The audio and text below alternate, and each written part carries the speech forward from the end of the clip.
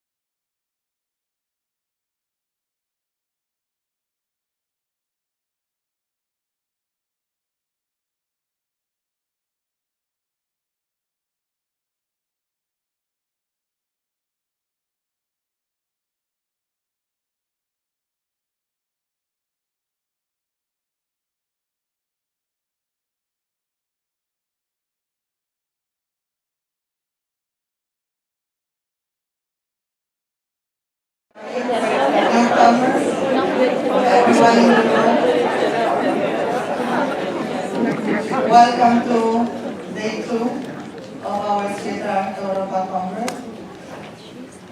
Paul wrote, August, Modinma, Ronan. It was because of you that it has kind of worked. Bonjour, buenos dias, buongiorno, King Gabriel, good morning.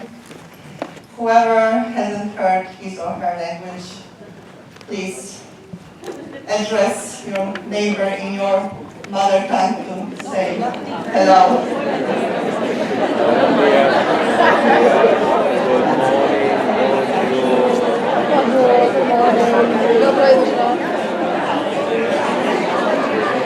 I really hope you are enjoying the Congress and you are enjoying Dublin.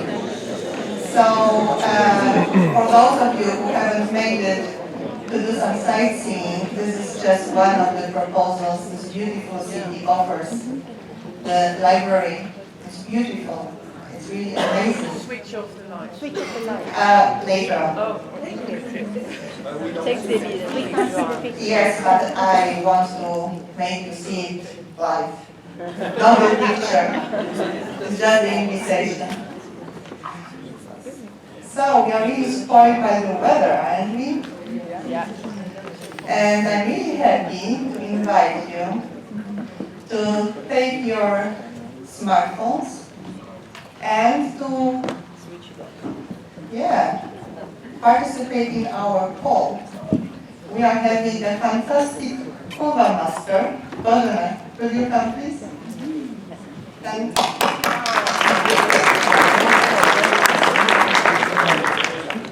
And Bożena is going to show you a question, and please answer the question on your smartphone.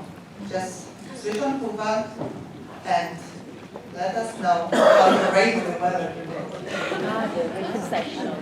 Good morning, everyone. I'm very happy to see all of you here today.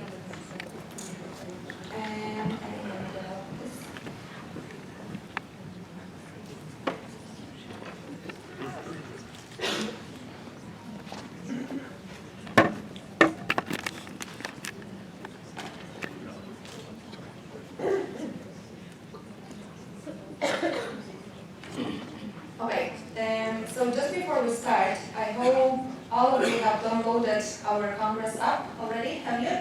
Yes. If someone haven't, please share with your neighbor, with your friend, and download it later on. So just before we start, I would like to say a few words.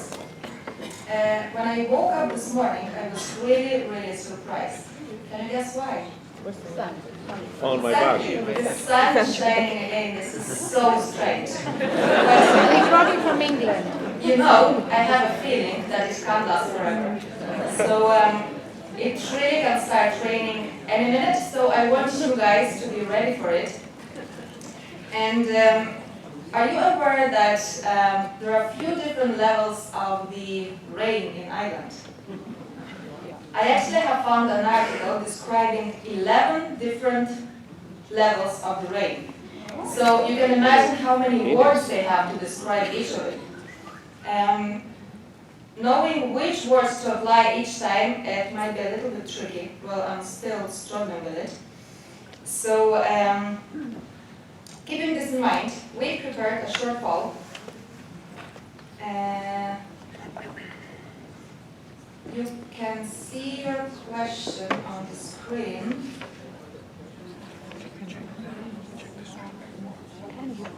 In a few minutes.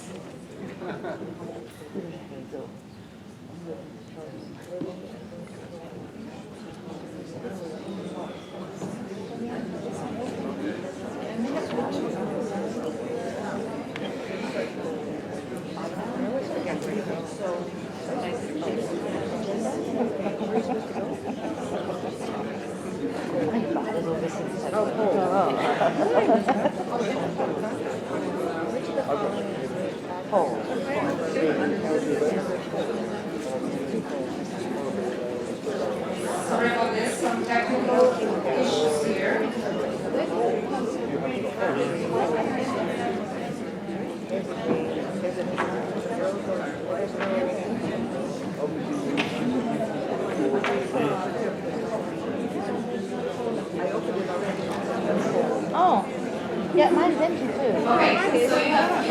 questions now, general questions. Yeah.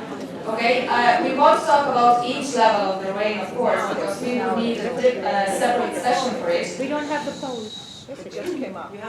Oh, it's there. Okay, do you have it on your phones? Can you see it? Okay, great. So we have few seconds now.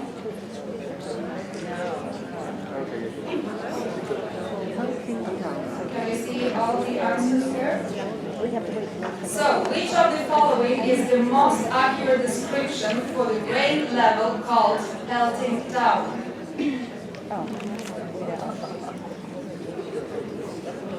Please make your choice.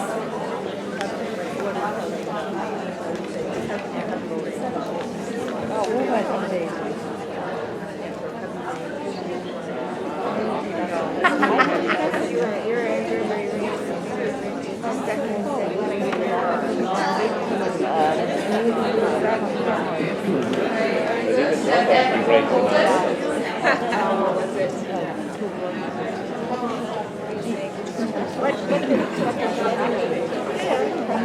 Bonjour, buenos días. Okay, just one more thing. I can see the last answer there. We can't see the full answer for some reason, but the answer is the last one.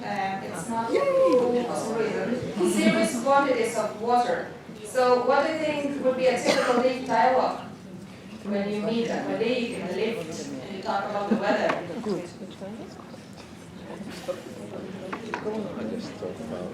Most of my colleagues says, "Oh Jesus, that weather."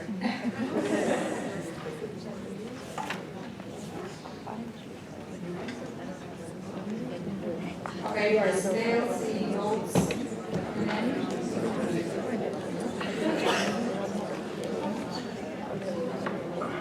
Okay, I think we can stop the volume now, and as we can see, most of you think that the answer is big fat rain, minor lake umbrella, those 4-year ones may struggle. Well, I would say it was very, very close, but according to that article, the answer was the serious quantities of water, the last one. And by the way, so that you know, that was the level 9, and there was 11 in total, so it might be really, really worse. Okay, thank you very much for your votes. So, thank you for voting. And as you can imagine, this way we would like to encourage you to rate all the presentations, workshops, roundtables, because we've got such ratings for every single presentation, and for all the presenters it's really important to see how they are doing and how you like their presentations. Additionally to this digital form, we are having the harvesting wall. So you are encouraged, welcome, to write anything what comes to your head relating to the Congress. It's in the foyer, I hope you have seen it. And if it's just, the official program, our 6 tracks, and obviously the film festival, if it's our fun program, so the gala dinner tonight, if it's the General Assembly at 6 o'clock here in this room, just write down everything, whatever comes to your head. Thank you very much in advance. When we started preparing this Congress, it was actually fall 2015. And as you can imagine, back then we were having 5, 6 brainstorming sessions, virtual brainstorming sessions. What would be really relevant at this time, 2016? And we came up with this title, Cultural Dexterity for Turbulent Times, without really knowing what would happen regarding the elections on 2 different continents, regarding the situation in South America, regarding the situation in the Middle East, and so on and so forth. So what we actually need currently is not about switching offline, but switching it on, and having light so that we can see each other, we can communicate with each other. It works, wow, thank you. That we can really get into exchange. And when we were talking about it on the communication committee, actually we came up with this idea that what is really important is to include everyone. And when you search for the globe on the internet, in most cases you get sometimes Europe in the middle of the map, sometimes Australia in the middle of the map, whatever. We have found this one, including all of the continents. It has to be transparent. And just to show you a little bit of feeling and emotions that were coming up yesterday during all the sessions, this leading message was that we have turned from the interculturalists to the agents of hope. So what we really need to do is to bring hope to our customers, clients, students, because there are so many fears right now. I would like to introduce our keynote speakers who are addressing exactly this issue. So a very warm welcome to Dr. Chan-Hoong Leong.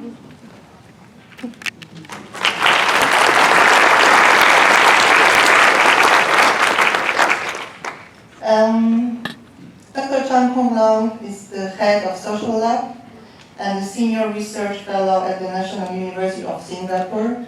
And I'm really happy to tell you that he is going to give us this outside perspective so that we don't get stuck in the European perspective, but that we get also input from other continents, other countries, what actually happened yesterday with Hans and Randall and the perspective in Canada a little bit. And to talk a little bit about what we can learn from Singapore in terms of best practices in the governmental initiatives. And a very warm welcome to Dr. Angouri. Thank you for joining us.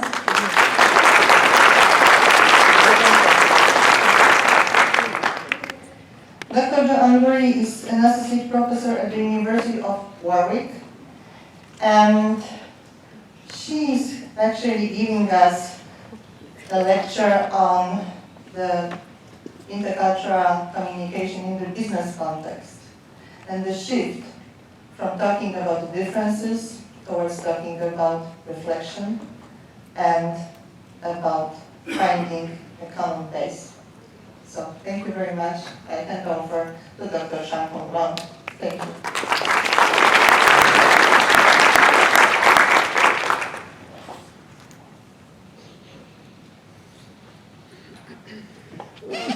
Excuse me.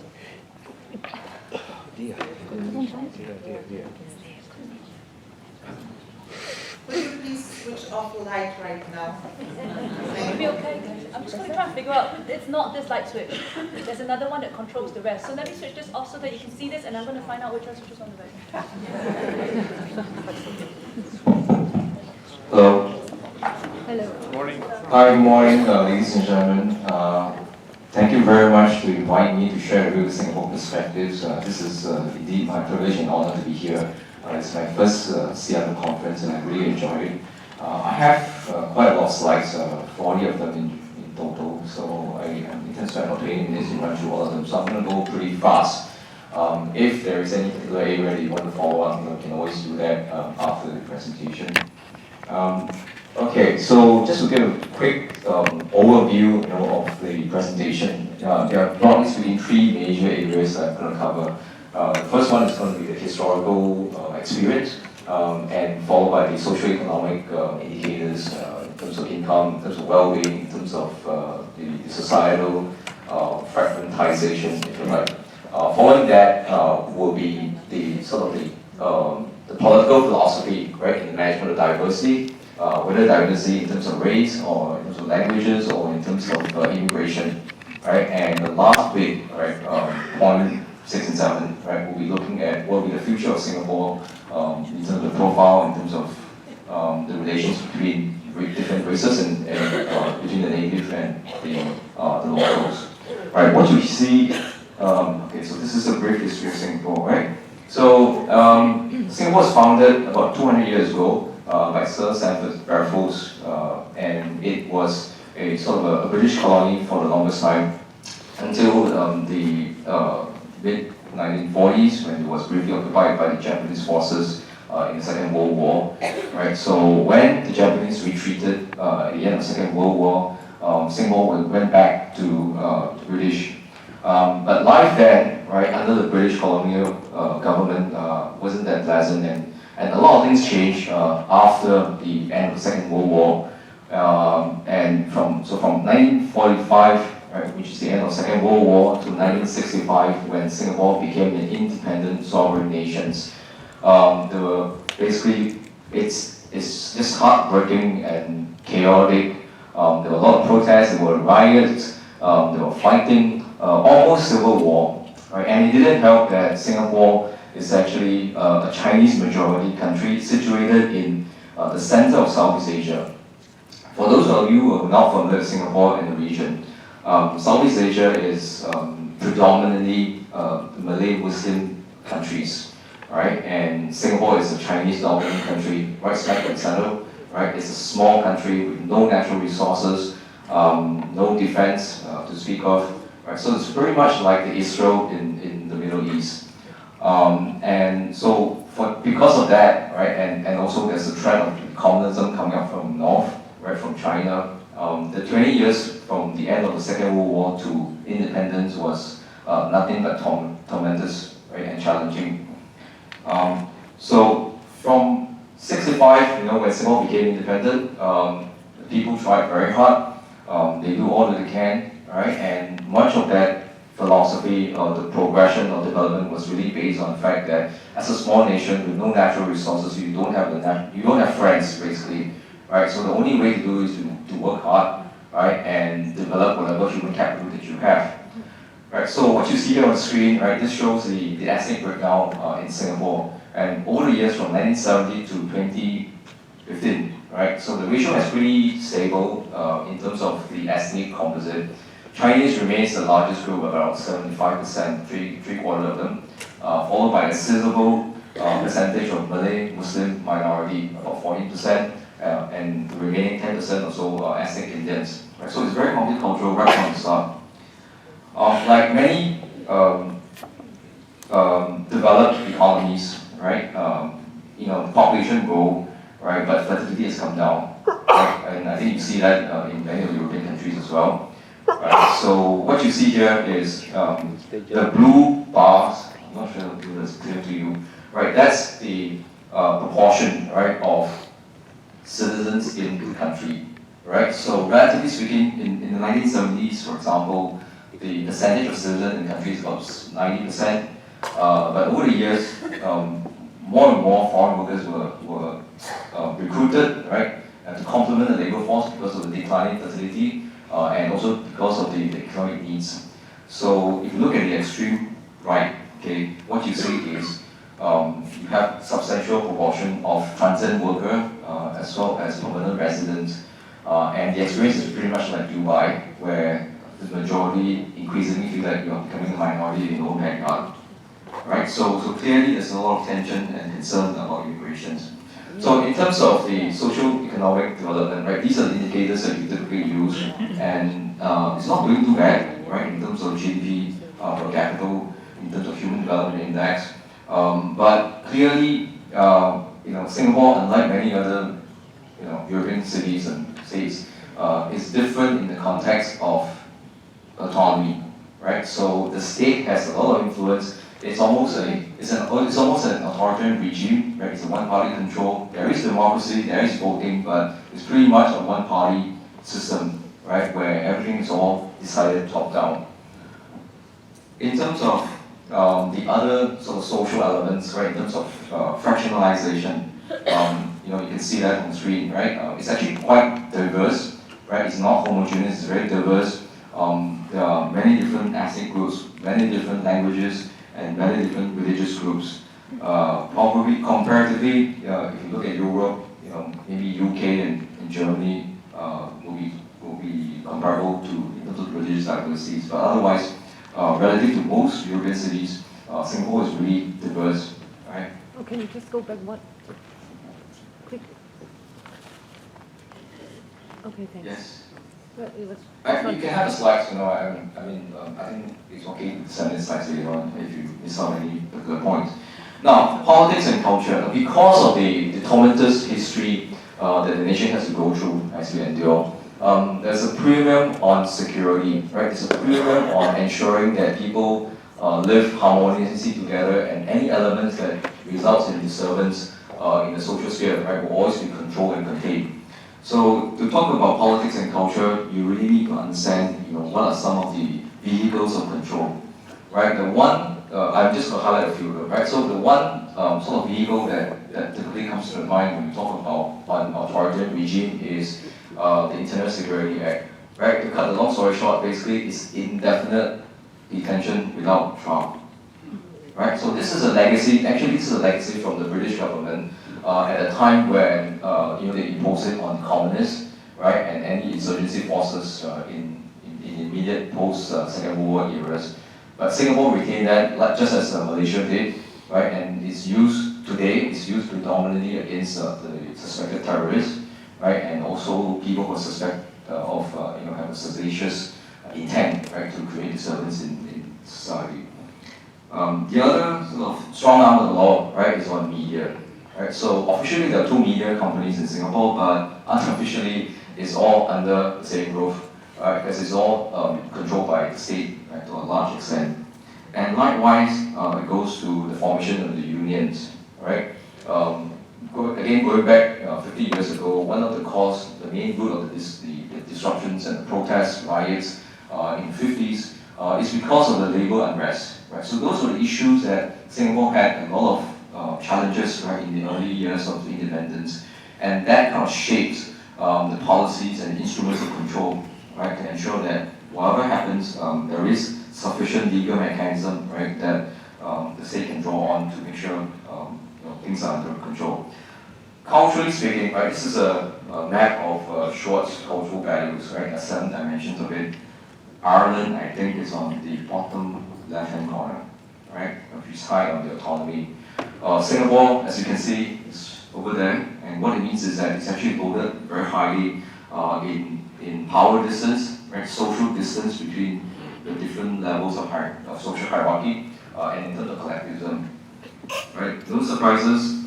Again, if you look at Hochstadt, it's pretty high in power distance and collectivism, and it's considered a tight society. Right, so with that in mind, with the kind of backdrop, right, what we see or what we observe is that, okay, that sort of set the context. How does the state manages, the politics of social diversity, right, the politics of racial and immigration diversity. Now, to understand that, again, going back to the roots of it, you address it, at the root level, right? I've flagged out a few areas which I think sort of epitome, right, or example of what state or how the state would do. Right, the first area is on housing, right? The large majority, because it's a small nation state, right? It's only about 750 square kilometers. So housing is very much unlike what you see in Berlin or any other parts of Europe. So it's all flats, high-rise flats, because of the small land area. Because of that, the state is able to impose what we call the racial quota. Right? So in other words, every block of flat, right, should have approximately 75% Chinese household, 15% Malay household, and 10% Indian households. Right? So this is a very draconian, one of the examples of a very draconian measures. So this is an example of a fairly draconian measures to ensure that the different races, no matter what's the background, they're able to have a platform interactions, and naturally you start from housing as a convenient form. The second area where the state has played a very important role to ensure that the different races, people from different races and different religions are able to interact and to intermingle in the context of education. For those who are familiar with Singapore, well, we have an official bilingual policy, right? And the first language is not your mother tongue, right? If you're German, you speak German. If you're French, you speak French. But it's English, right? So no matter whether you're Chinese, Malay, or Indians, right? Your first language is English, right? And the second language will be the respective mother tongue, right? So to have a common linguistic platform enable the different races to interact and to have a common sort of language where you can talk to each other. The other sort of unique feature of Singapore's multiracialism is the social support services. So again, you have different racial backgrounds. So the way to do it is perhaps in terms of social welfare, in terms of social support network, probably it's better, right, if you engage people from their own races, right, to take charge of the social support services, right? So it's not so much, there is a centralized system, but the preference is to sort of distribute the resources to the Chinese societies, right, to the Malay, what we call the Mendaki, right, or to the Indians, or what we call the SINDA, Singapore Indian Development Association. So the different races sort of then decide, how the resources is to be spent, right, how to reach out to their own needy individual households. And the reason for doing that is we want to avoid this whole politics of distribution. You don't want to be seen as the Chinese deciding how the resources will be distributed to the Malays or to the Indians. All right? Let's skip that.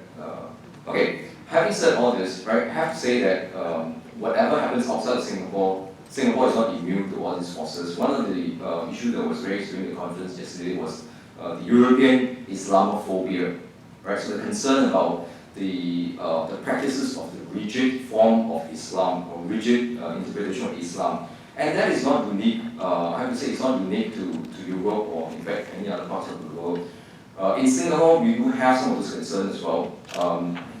This whole concept of headscarf, I think it was debated quite, there was quite a bit of protest in France and the UK.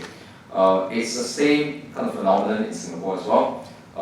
And one area that the policymakers are very adamant about is headscarf should not be worn if your profession requires you to wear a uniform. The bottom right-hand corner. So what are that? Right? So that includes professions like law enforcement officers, professionals who work in allied health, like the nurses, and even students. Right? You are prohibited to wear a headscarf. Right? However, okay, when you go home, okay, you can do whatever you want.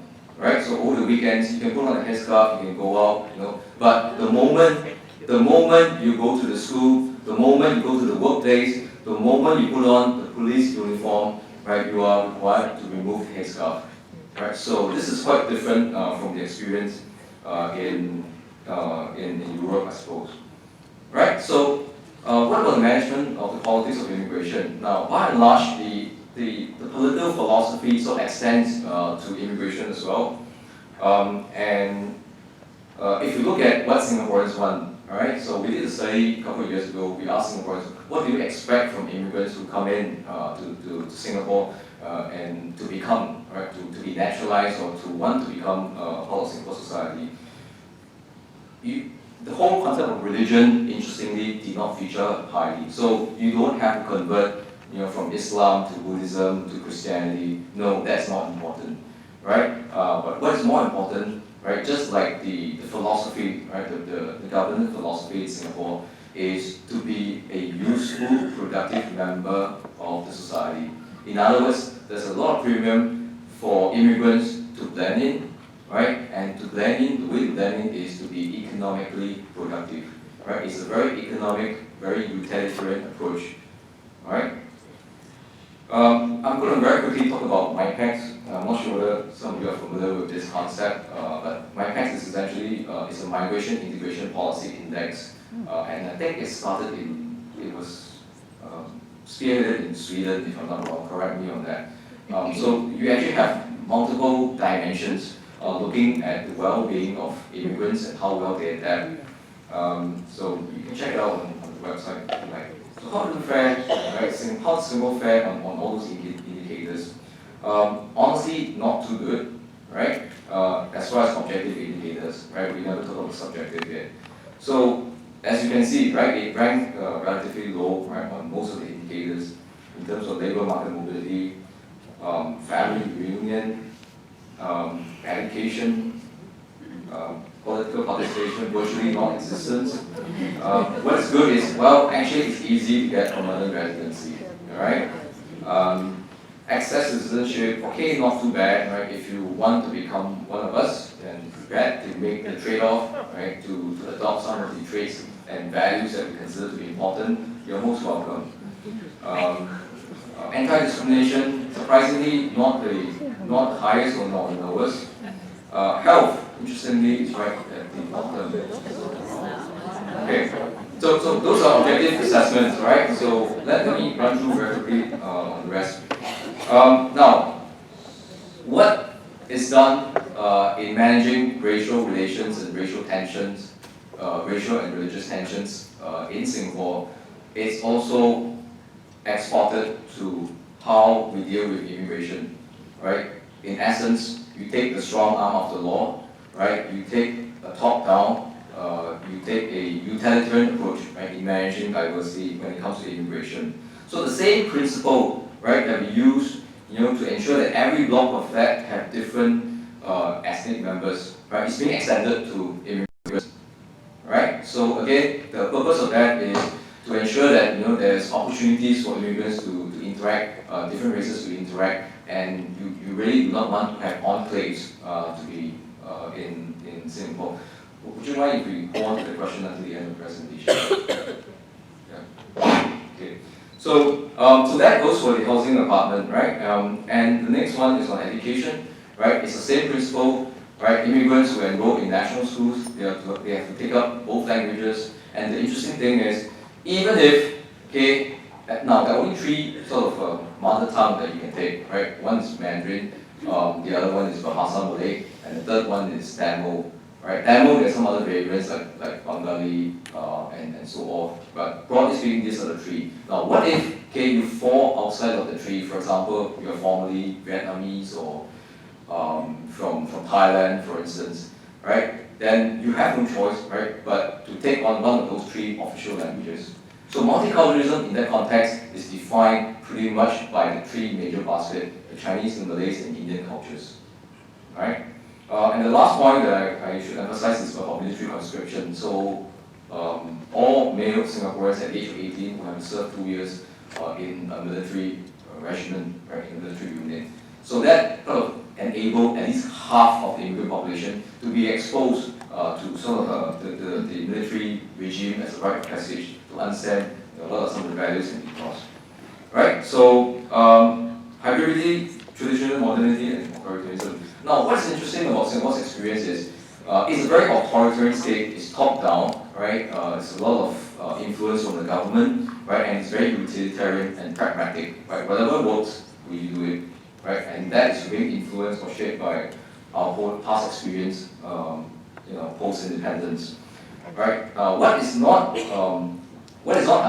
uncommon, at least, is you don't find authoritarian states to be immigrant-friendly in general, right? Most authoritarian states are not friendly to diversity, they are not friendly to immigrants, they are not friendly for people of different ethnic or religious backgrounds, right? Singapore, on the other hand, is unusual in the sense that it is a very strong authoritarian state, but relatively speaking, it's multicultural, right? And just to show you some clips, right? So these are the various politicians, right, policymakers who at some point talk about migration, and they are pretty candid and upfront about it. Even as you open the doors, right, to migrants, the proportion of Chinese, Malays, and Indians in the society shall not change because of immigration, right? And that can only mean one thing, right? In terms of the type of immigrants that comes into Singapore, right? There is a preference for Chinese immigrants, right, above other races. Right? That is to ensure that the racial balance remains more or less the ratio that you have since 50 years ago. Right? And if you like, the objective of doing that is really to ensure that people are not threatened. They do not want to become a minority in their own country. Right? Even if the transient workers will come in, they are transient workers. But the permanent residents, the ones who stay for long term and the ones who naturalize to become citizens, it's more careful, it's more calibrated. Right now, I just want to show you very quickly, right? This is a slide that shows you the different sort of entitlement that you have, right? Depending on what level of entry it comes in, right? So there is a huge difference in terms of benefits and entitlement, whether you come in as an expatriate, very highly skilled talent, international mobile talent, or the low skilled and unskilled.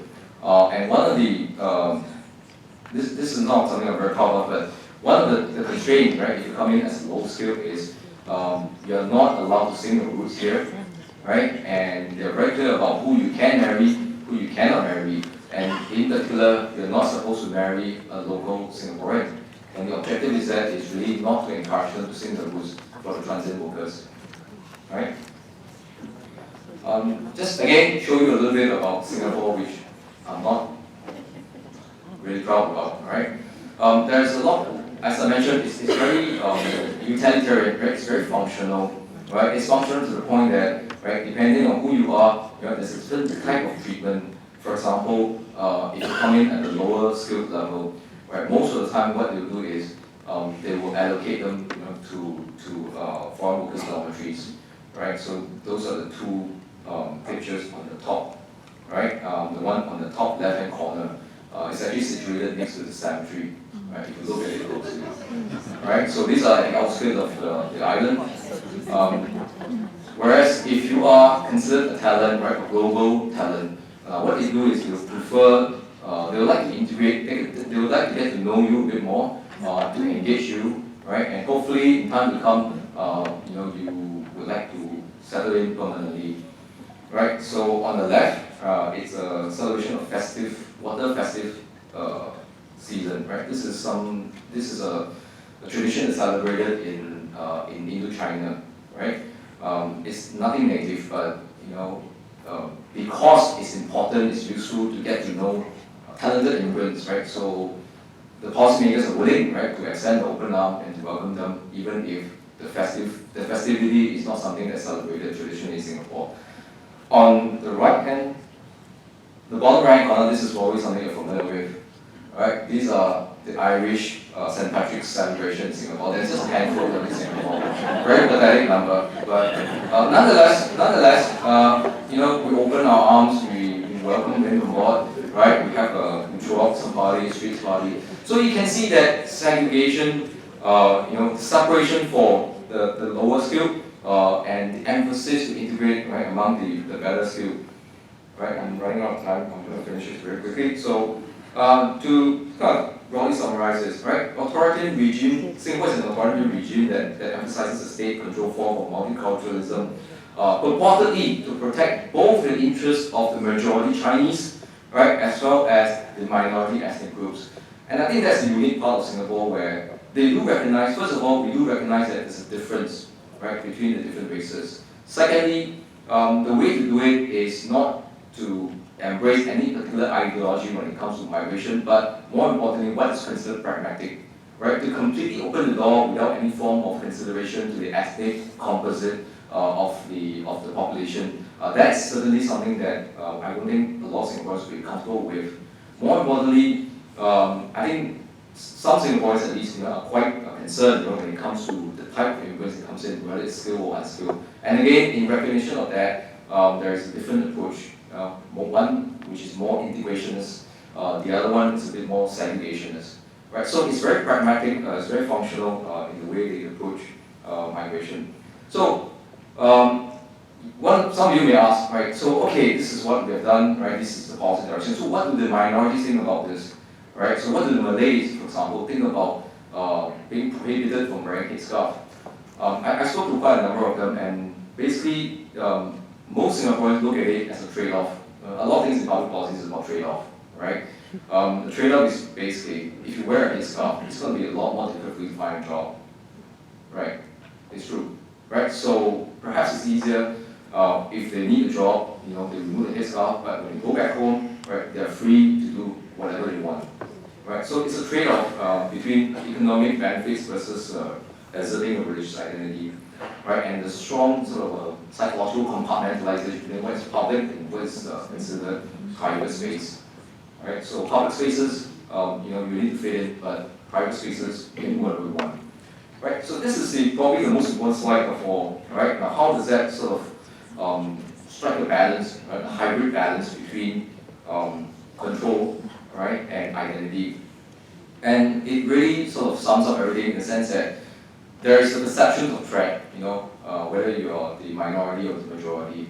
And the way to sort of deal with that is, you look forward to having strong leadership, somebody who can tell you that you're on top of things, you're able to manage, it's not going to get out of order, right? And that resulted in an authoritarian regime, and then that feeds into sense of perception of threat because that's what the policymakers say, right? And I think Randall, the first speaker yesterday, I think he touches it very well, right? It doesn't matter whether the American figures is 5,000 or 50,000 or 500,000. At the end of the day, the real issue, right, from the electorate point of view is whether the state, the policymakers have it all under control, right? So the perception of threat feeds into the type of leadership that you would like. All right, so I'm done pretty much. I just want to show you one slide and show you that things are going to change, right? In Singapore, you may not know it, but there's a high sort of interracial marriages. So 1 in 5, about 20% of all marriages today involve somebody between a Chinese and a Malay and Indian, and so on. So inter-ethnic marriages is very high. What is even more interesting is cross-national marriages is even higher, right? So 30%, in other words, 1 out of every 3 marriages that we registered today in Singapore involve a non-citizen spouse. So Singaporeans literally sleep with foreigners. Right? So now what does it mean, right, in terms of diversity, in terms of hybridity, in terms of identity over the next 10, 15, 20 years? God knows, but I think whatever that happens, certain individual dynamics will not change. Perceptions of threats, from immigration, Islamophobia, and all that shall remain. And it's really up to the policymakers how they can design and redesign, the policies that we have to ensure that no matter what happens, there is meaningful interactions among the electorates and people. Right. So with that, I end the presentation. Thank you so much.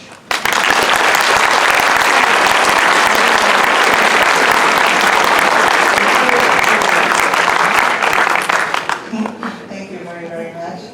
Thank you. I know it's challenging keeping this really tight schedule. You attended the conference yesterday and you saw people running from one session to another. It's here though. Finish within 30 minutes. Yes, thank you. Are there any questions? We can allow like 2-3 questions. Who decides what an undesirable activity is? Okay. Have you heard? Yes. Income. It all boils down to skills and the job, the income that the job brings in. So it's very much market driven, right? So if you need a computing IT specialist, right? There are different tiers of the income, right? And the higher tier would naturally means that this person would have a higher chance to become a permanent resident, to apply for citizenship, for example. Please say it again in a mic. Oh, okay. So the question was, who decides what kind of migrants? No, who decides what an undesirable activity is? Okay, so who decides what an undesirable activity is? I think you're referring to the rights and entitlement, the slides. Okay. In general, okay, the whole philosophy and idea is not to encourage the lower skilled migrants to settle in right, to bring in the families and so on and so forth. One of the so-called definition of undesirable activity is whether they establish a relationship with somebody in Singapore, a native Singaporean, for example.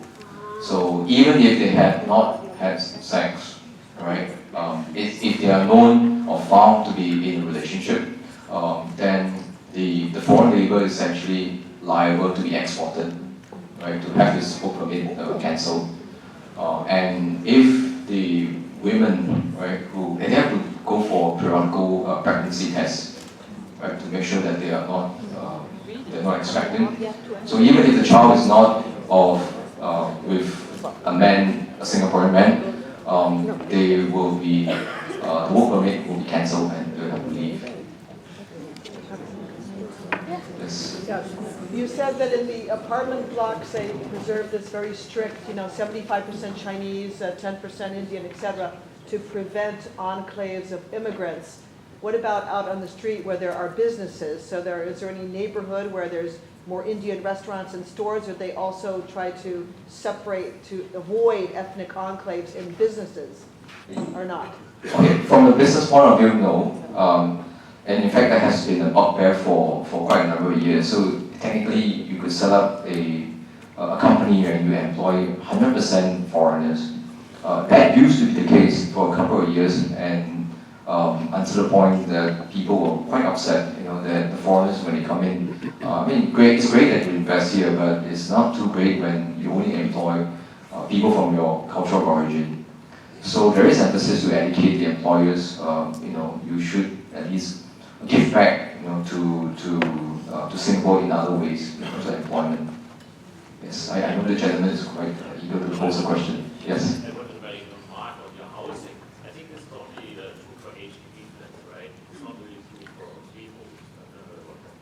That's true, but actually, our microphone. Yes. Please use the microphone, yeah. Where is it? okay. If I repeat the question, right? The quota, right, for ethnic quota is only applicable to public housing flat, which is true. But in the case of Singapore, 85% of all residential households are public households. 85%. Remaining 50% are private estate dwellers, right? So that policy, the quota limit does not apply to that 15% of private estate dwellers. It applies to the 85%. But 85% is a significant proportion of all residential households in Singapore. So to a large extent, it helps. Thank you very much. At this point, I'm really sorry. You can continue the discussion afterwards, please. We have one more keynote speaker, and I'm really sorry to interrupt at this point. We can have the 3 questions. Right now, I would like to give the stage to Angouri.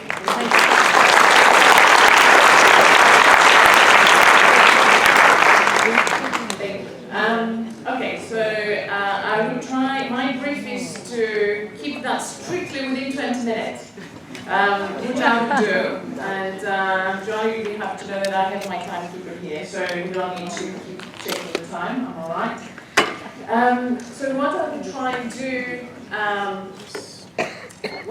and do very briefly is I will move us from the frame that you were talking about to something which would be much closer, much more micro.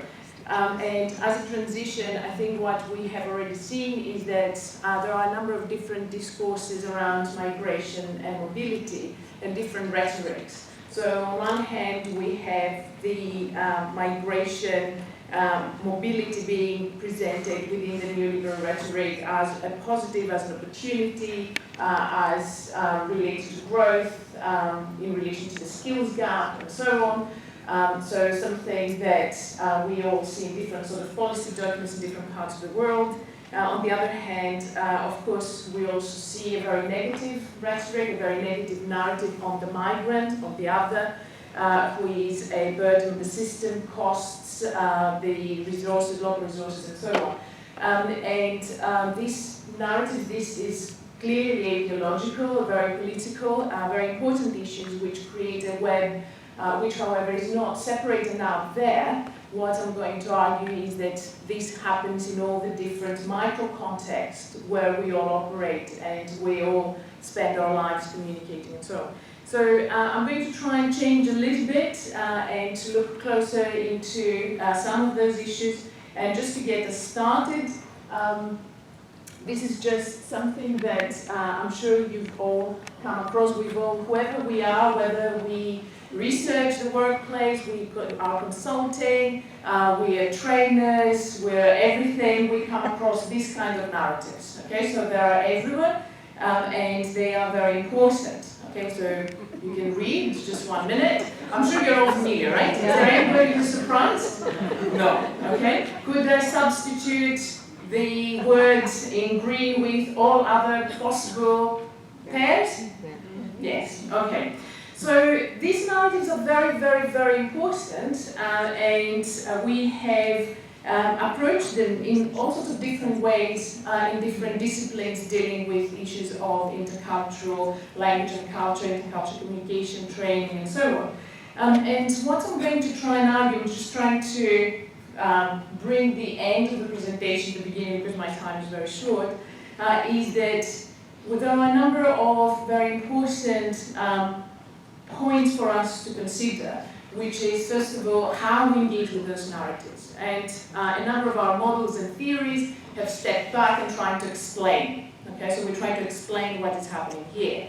There is a very important other approach, which is to look closer and see what people actively do when these stories emerge, when these narratives are mobilized, and how these discourses are different. They're used as resources in order to accomplish something. And from that point of view, I'm going to talk about culture as is accomplished when we communicate. I was just before coming here, I was at a conference on meetings and meeting science. And we were talking about how many things can go wrong. And like with the discourses of culture are different, I'm sure when people knock on your door, as when they knock on my door to do research, it's typically when they also report different kind of problems. Okay, so and this is from meetings that kind of didn't go well from different parts of the world, and they have been televised. So there is a lot of that. At the same time, of course, when we talk about culture and the intercultural, there is also a lot of talk about how we can move from a state of otherizing and putting the onus on the different other and all the sort of negativity and conflicts to all these other ideals about tolerance and harmony and respect and so on. But what I'm going to actually try and see is what this actually, how we can engage with the micro and look into what is happening in the situation. So what I will do, I will talk very briefly about culture and modern workplace. I will talk about transitions. I will tell you a little bit about what I do, because I was also asked a number of times, so what's your research? What do you do? So I'm going to give you a little bit of an insight, and I'm going to finish by trying to actually just make a case about how we could work across boundaries. And I think there have been a lot of binaries and boundaries which are still there, and we have suffered as a field. Even the boundary between academic and professional practitioner and all that, I think, is unhelpful. I think the complexity of the question is such that we need to work together. We're all professionals in our area, so we need to see how we engage with those concepts and what we can learn from each other, rather than actually thinking of us as different groups. When we look into the modern workplace, we look at a very international, very diverse, very multilingual, very transient place where concepts such as job for life are outdated and there are multiple transitions. And transitions are complex, so we know that there are transitions from profession to profession, from workplace to workplace, from one company to another, subsidiary to subsidiary, between countries, between languages, between departments and so on. And these are not linear. And you don't necessarily need to move countries or continents to have to operate at the interface of boundaries of the past. So in many workplaces and professional settings that I have seen through my research or projects that I supervise over the years, is it all right if I move? No. Yeah? No? You can't hear me? No. Right. Okay, so I need to be here.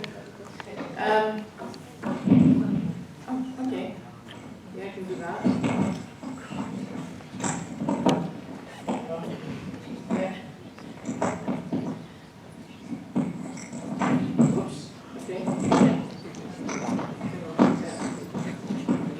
No, I think that's just wasting our time. Okay.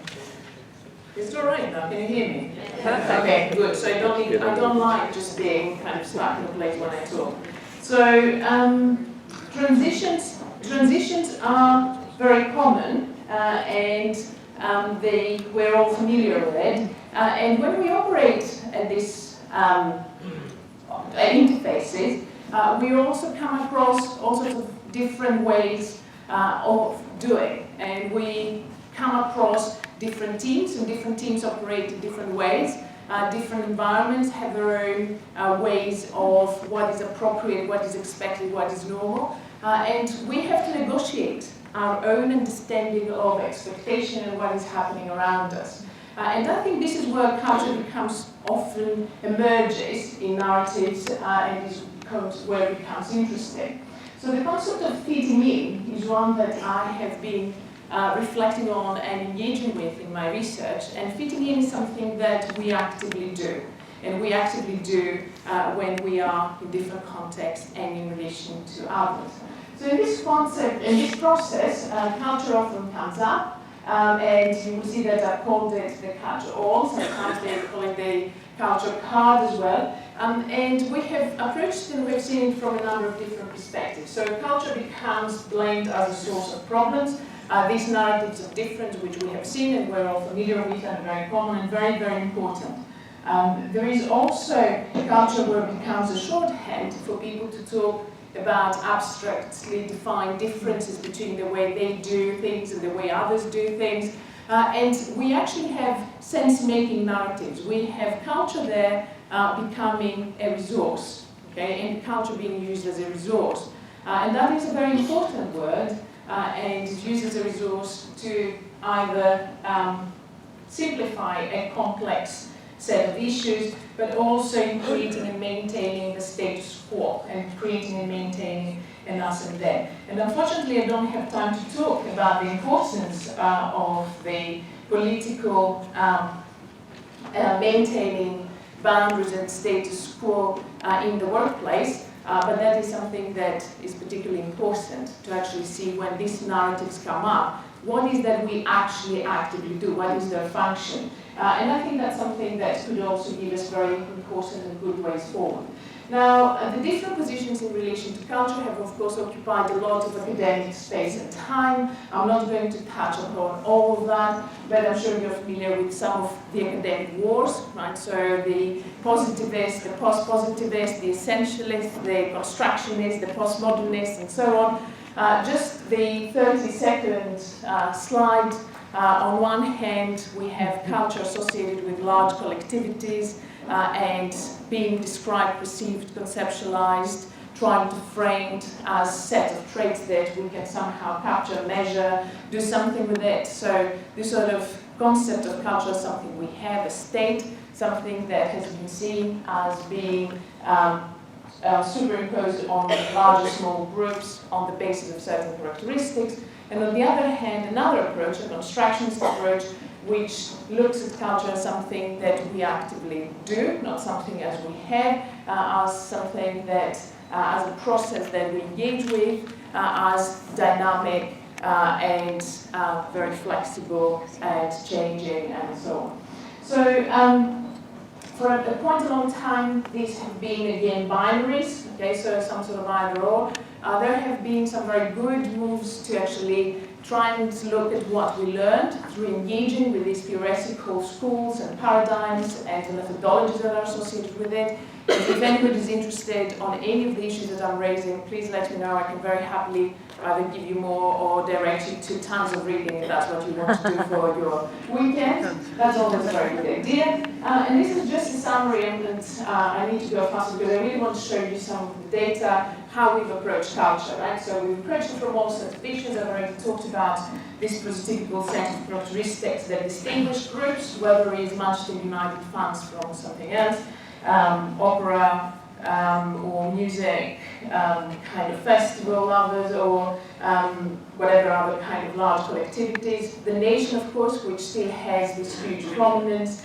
the cultural system, and so on. I don't want to go through them. I just want to draw our attention. I've already spoken very briefly on the concept of resource. So culture and cultural talk as something that we actively mobilize to achieve, and also practice. And I'm going to talk about this concept of practice, this concept of doing, and the importance of looking into practices. Now, before I turn to that, I'm going to say a few words because unfortunately I had to miss yesterday. I already had some words, but some questions along the lines of, so what is it that you do? Which is a very valid question. So in my research, I'm looking at workplace discourse, workplace interaction.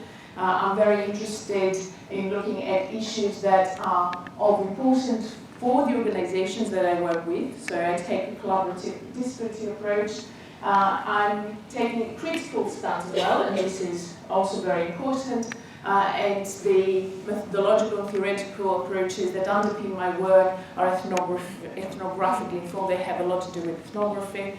For those of you familiar with this, it means that we want to go closer and understand the issues from the perspective of the members of the different communities, whatever these communities mean. So I'm very interested in this sort of, if you want a nice visual metaphor, in this sort of process of zooming in and looking into what is happening in different domains of activity, in different settings, and then zooming out and think, okay, so what have we learned, what's going on here?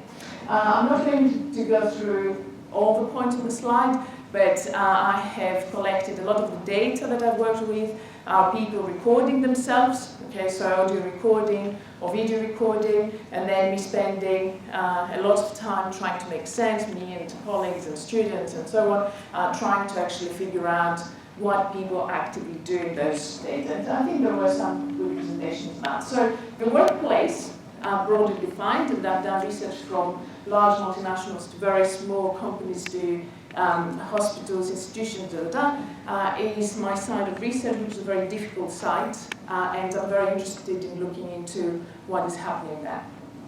Okay, so these are the kind of tools of my trade. So I audio record, I take notes, I video record, and the idea of the ethnography is this sort of observing what people do without getting too much in their way, which is impossible, but anyway, let's kind of simplify this. And of course that also means after you have all this material that you spend hours and hours trying to make sense of it, and I see one of our students, Tom, is here, who actually I'm sure can give you very first-hand narrative of the experience of having to work with this pile of data and make sense of it. So there's a lot of good work on that, and then I'll give you just one little kind of taster of what that looks like. This is just one company, and I'm writing about them right now. Fantastic project.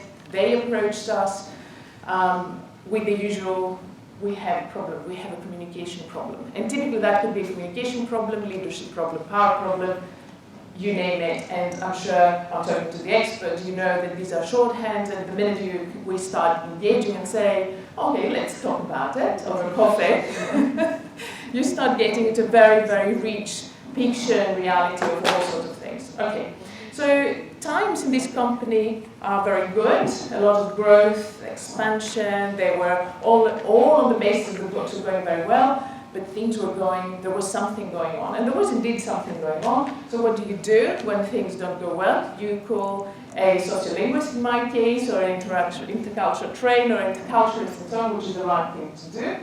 So we went there, and then when we're there, we observe, we record, we collect data, and this is what it looks like. I'm not going to bore you to death because it's too early, and I'm running out of time. But I want to show you the power of this micro interactional work, or micro ethnography, for those of you who come from an organization type studies background. So here we have a question in a focus. We're in a focus group context, and it is myself and my colleague who are doing the project together, and we're asking a simple question, which is what is it that you actually do, how you describe yourselves.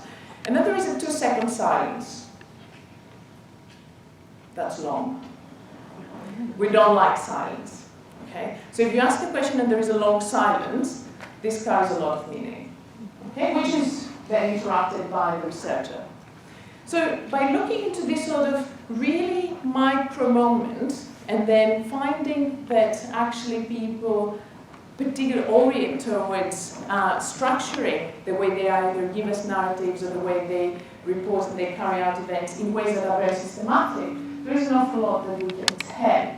So this is from another snippet from the same company, where a relatively new senior manager introduced a new layer of management and introduced standing meetings, which were supposed to be daily and 5-10 minute activities, and they were turning to be an hour-long activities chaired very tightly by him. And there was a lot of resentment on that, and there was a lot of creating and causing issues. And this is something that we saw emerging in all parts of the data we were collecting there. So when people start by talking about problems, we are at a kind of very abstract level, and when people talk to the researcher or talk to us, they give us different perceptions of what they think doesn't go well. But when we go closer and we look at what actually people do, then we have a very different insight, and we have tools to work and do quite a lot of things there. Okay, and this is what it looks like when we have the whole thing. So what do we do? What can we do with all that? I think what we can do is actually getting and engaging with this sort of concept of doing. And I have 3 minutes, which is, I know it's very, very short, but if anybody's interested, again, I'm very happy to discuss any of that. It gives an insight into understanding practice and understanding culture as a locally accomplished, recurrent organizational practices.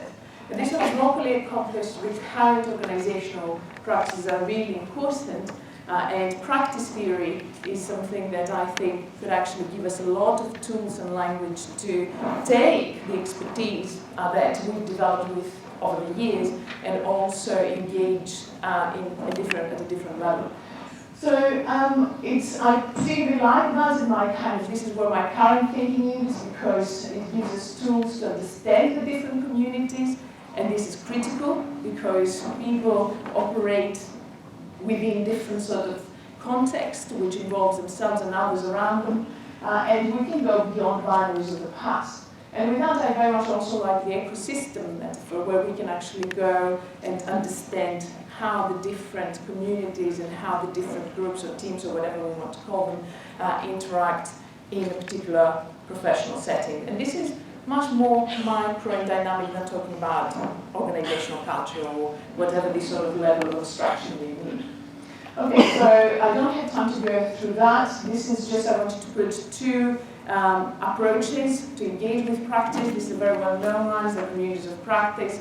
And what you actually see here is very well-known IBM projects. Companies are very familiar, well, not all of them, but many of them are familiar with the communities of practice model, which draws on situated theory of learning and tries to unpack how we learn in communities and how we do things in different communities develop different in their own ways of doing.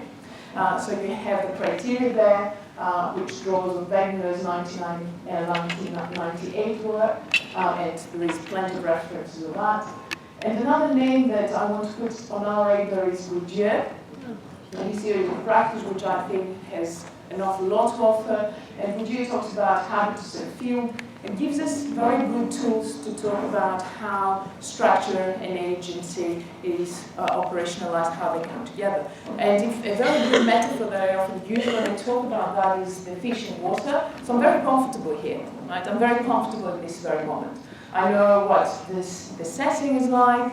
I haven't been to SIETAR Congress before, unfortunately, but I've been to many conferences, I've given many talks. I'm comfortable. I know what to expect. There are certain expectations and so on. So this fish in the water is all the sort of things that we take for granted. And we take for granted at a very practical micro level. So it's not this sort of abstract level. It's all the sort of practice and activities of what I perceive as normal, appropriate, good, bad, ethical, you name it. The list is very long. Now, that and the theoretical tools that this practice approach gives us, I think is very important in order to engage with what people do, whether they mobilize culture and when they talk about culture talk, and we have it in the narratives like the one that I showed in the beginning. So this is from a book that's coming out later this year. It will be called something like Culture at Work, or Researching Culture at Work, published by Routledge. And what I'm kind of engaging with there is the importance of stepping back and trying to come up with definitions of tools and approaches, and look into these cultures as the way they are enacted and they're done as processes associated with practices and powerful ideologies. And powerful ideologies are very important. The workplace is very political. So I think I'm not entirely sure we will be able to bracket something and then pick it up at the end when we're back home. I think it's something that is a very important theoretical challenge for us as theorists and as researchers to actually look into more detail. Okay, I have to stop. This is how I model these things. So if we look at what is happening and through the eyes of a particular individual, what we look is the significance of the different micro moments. We look at what happens at the level of an institution and what happens at the level of a sort of socio-cultural order.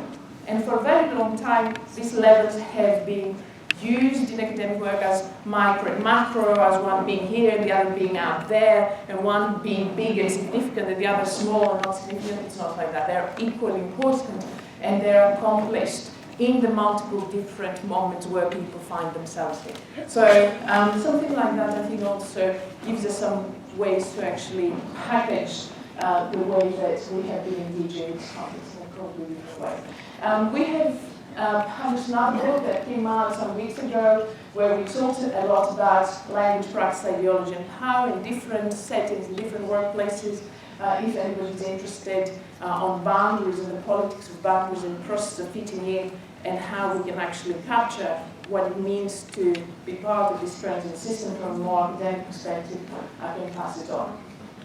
Okay, I will skip that. We can talk about it.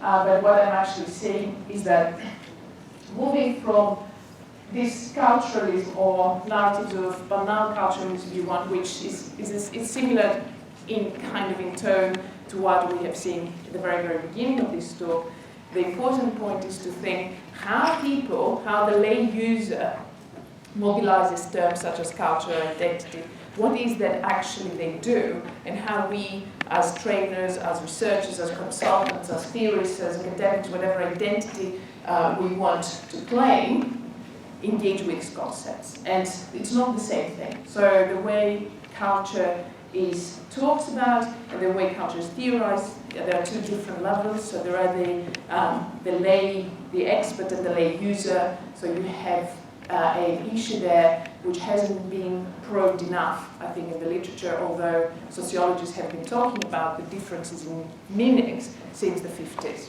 Okay, so the way people talk about culture or problems or meetings or identities and so on, when they operate is different to the way theorists use these very terms as technical terms. And I think it's important to think, do the tools we have capture what people do with these concepts when they mobilize them, when we see them emerging. I will stop. I think in order to best engage with the issues, we need to come together, work together, bring the experience we had engaging with concepts over the years. Ignore just the slide, I don't have time to talk about it. I think for a very long time we operated in different silos where we said, oh yeah, we need to work together, and everybody goes back to their families and they do their own thing. Okay, so, and this is the easiest, but it's not the way forward. I think we need to create spaces to come together and exchange ideas and think of moving the field forward, and I think SIETAR does that very well. So it's great to be part of this initiative, and I'm going to stop just by saying that we've recently started a book series with my good colleague Rebecca Hikari from Aalto Business School in Finland, and what we're trying to do there is to create a space, because these silos between different professionals are not only between academics and non-academics and researchers and consultants or whatever, they're also between disciplines and academia. So what we're trying is to create space where all people who are interested in the same questions from different perspectives find a roof to engage in dialogue and exchange ideas. If anybody's interested, I would be very happy to talk more about it.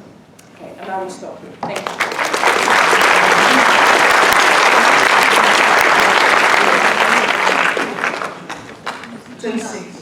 Thank you so much. How would you like to proceed? We could have a question and answer? Yeah?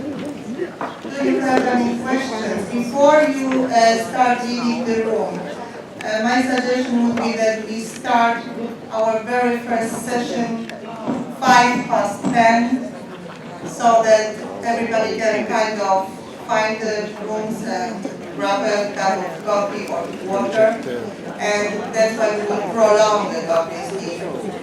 Okay? So if there are any questions, please go ahead. Like we wait in the end. Any questions?